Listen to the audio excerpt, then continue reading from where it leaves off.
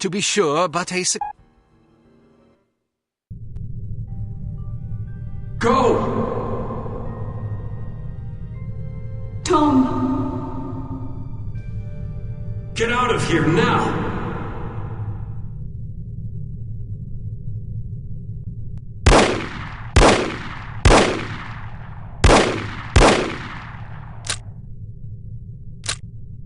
Agent Kate Archer, please report to the war room. Thank you.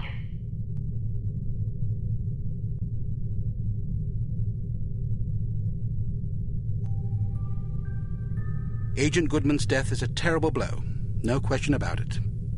But although this mission was costly, it may well prove to have been worth the price. I wish I could believe that. You mustn't lose sight of our objectives. The sacrifice of any or all of us is a small price to pay to preserve the lives we will save if we are successful. Tom knew the risks. So did Bruno. So do you. Knowing the risks doesn't really prepare you for losing a partner. It certainly doesn't prepare you for losing two. Nothing can prepare you. The loss of an operative is never expected and is always tragic. But as horrible as it sounds, it's also inevitable. It's a dangerous job. Perhaps Mr. Smith is right. Perhaps I'm not up to the task. Rubbish. You've performed remarkably well under extraordinarily difficult circumstances. I confess I was somewhat skeptical at first, but that was before I grasped the magnitude of the situation. In my entire tenure as a field operative, I never once faced a crisis this formidable, and certainly can't say I would have done so with the aplomb and competence you've demonstrated thus far. I didn't realize you were a field operative. Indeed, for 14 years. After the war, I found I was having a hard time adjusting to civilian life. Fortunately, an old acquaintance of mine was recruiting for Unity and happened to ring me one afternoon. I've never looked back. Sort of difficult to imagine, isn't it? Not at all. You flatter me. Anyhow, let's have no more self-pity. What do you say? Yes, sir. So before you served on the committee, you and Bruno were colleagues. And friends. Did you ever work together on an assignment? Frequently. We lost track of how many times we'd saved each other's lives. And you still believe he was capable of treason? In my heart? No. Intellectually? I don't quite know what to believe. No question about it. He was always a steadfast, resourceful fellow. But the history books are full of patriots turned traitors. There's no telling what a man is capable of, given the appropriate temptations. I know what I believe. I admire your conviction, and I pray you're right. Ah, Mr. Smith, I hope you have some good news. Good news would be that we hadn't lost another valuable agent on this mission. What news do we have? Well, our analysis of Agent Archer's photographs is complete. And? We have a possible lead on Dr. Schenker's whereabouts. I think we can classify that as good news. As I said, it's all relative. This harm situation isn't the only crisis in the world, and we're fast running out of competent field agents. Then suppose you get to the point and tell us what we know about Dr. Schenker so we can go fetch him. It's somewhat speculative at this point, but it's possible that Harm is keeping him at a secret underground research facility in North America. We don't know the exact location of this facility, but thanks to the files Archer photographed, we know it exists, apparently in the vicinity of a lumberyard in western Washington state. It seems the site is being supplied by an American Railways passenger train. Records and research has dug up evidence of various trains making unscheduled stops in the area over the past 3 weeks. At regular intervals? Indeed, probably to drop off supplies and personnel. We're certain that at least one American Railways engineer is on the Harm payroll, although several individuals may be involved. We're looking into it. What's my assignment? Phase 1 will be to apprehend the engineer or engineers in question so that we can interrogate them. Once you're aboard the train... How exactly am I to get aboard? We'll smuggle you into the galley car. Lovely. Anyhow, once you're aboard, you will meet with a contact who will tell you precisely whom you'll need to detain. It is safe to presume that other Harm personnel will be aboard the train, so subtlety is advisable. Needless to say, seizing the conspirators will prevent the train from making its stop, so you'll have to be sure to detrain at the appropriate time.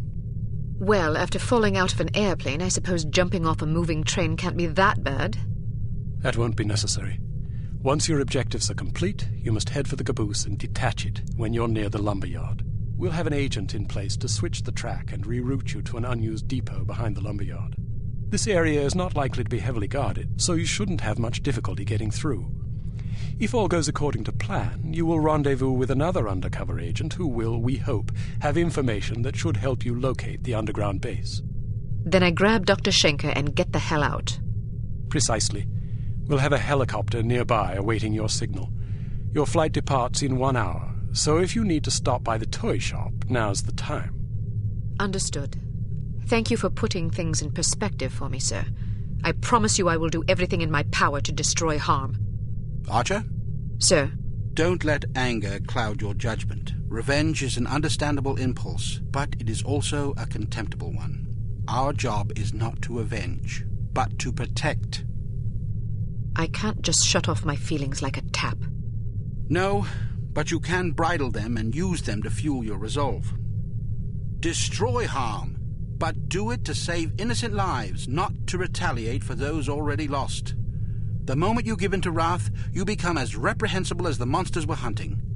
Clearly, we are all called upon to take lives from time to time, but we must neither relish it nor agonize over it. It is a duty, plain and simple. Not a pleasant one, but often a necessary one. I'll do my best, sir. I have absolute confidence that you will. There was one more thing, although I'm not sure how important it is. According to one of the documents Archer photographed, it seems the Baron's wife changed her surname some time ago. Really? So her maiden name isn't McLean? It's Farnsworth. Felicity Farnsworth? Are you quite sure? Positive. Do you know of her? Aye, that I do. When she was 8 years old, her father, a wealthy banker, was involved in a nasty public scandal involving unmentionable acts with a 12-year-old boy. How dreadful.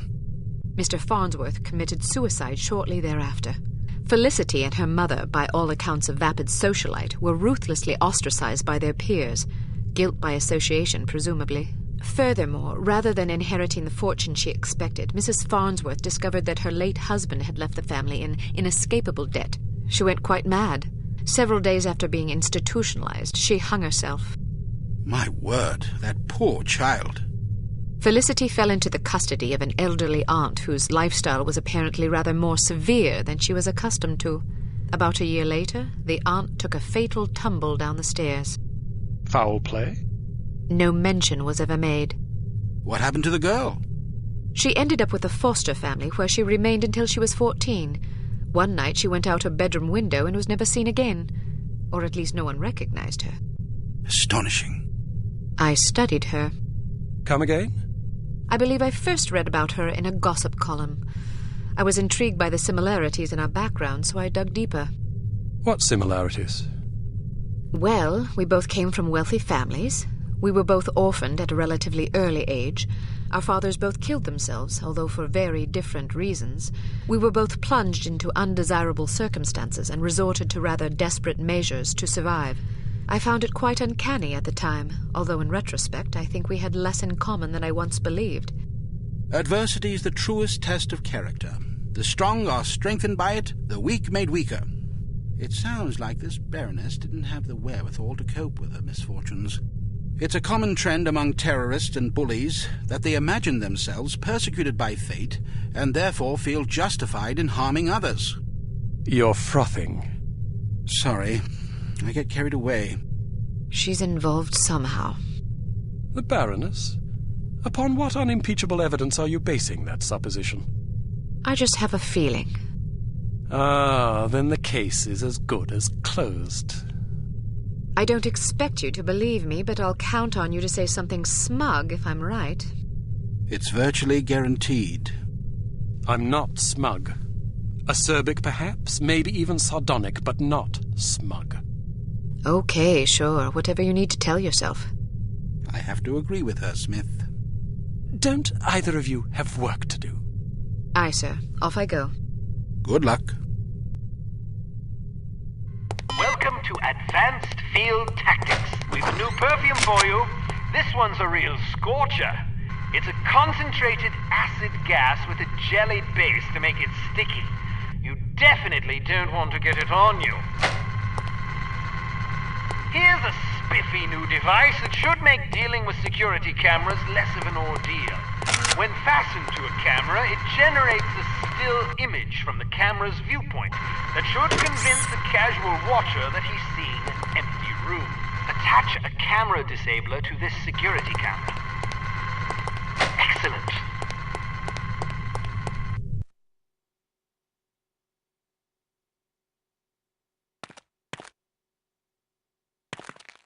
Riding a motorcycle is easier than you might suspect. To get on, simply walk up and activate